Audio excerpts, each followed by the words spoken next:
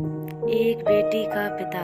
एक पिता ने अपनी बेटी की सगाई करवाई। लड़का बड़े अच्छे घर से था तो पिता बहुत खुश हुए। लड़के और लड़के के माता पिता का स्वभाव बहुत अच्छा था तो पिता के सिर से बड़ा बोझ उतर गया। एक दिन शादी से पहले लड़के वालों ने लड़की के पिता को खाने पे बुलाया।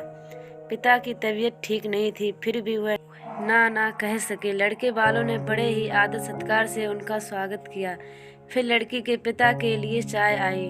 शुगर की वजह से लड़की के पिता को चीनी वाली चाय से दूर रहने को कहा गया था, लेकिन लड़की के होने वाली ससुराल घर में थे तो चुप रहकर चाय पी ली।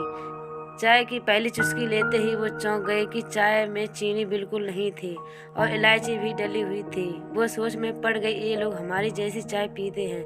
दोपहर में खाना खाया, वो भी बिल्कुल उनके घर जैसा। दोपहर में आराम करने के लिए 2 तकिए, पतली चादर, उठते ही सौंफ का पानी पीने को दिया गया।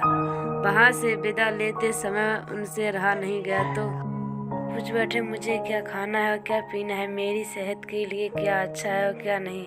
तो बेटी की सास ने धीरे से कहा कि कल रात को ही आपकी बेटी का फ़ोन आ गया था और उसने कहा कि मेरे पापा स्वभाव से बड़े सरल हैं, बोलेंगे कुछ नहीं, प्लीज़ अगर हो सके तो आप उनका ध्यान रखिएगा।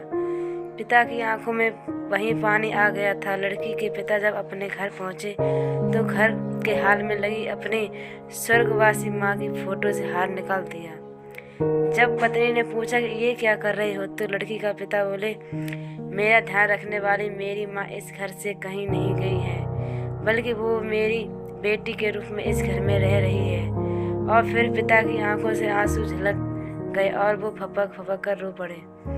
दुनिया में सब कहते हैं ना कि बेटी है एक दिन इस घर को छोड़कर चली जाएगी, मगर मैं दुनिया के सभी माँ बाप से ये कहना चाहता हूँ कि बेटी कभी भी अपने माँ बाप के घर से नहीं जाती, बल्कि वो हमेशा उनके दिल में रहती है। सभी समय निकाल कर ज़रूर पढ़ना।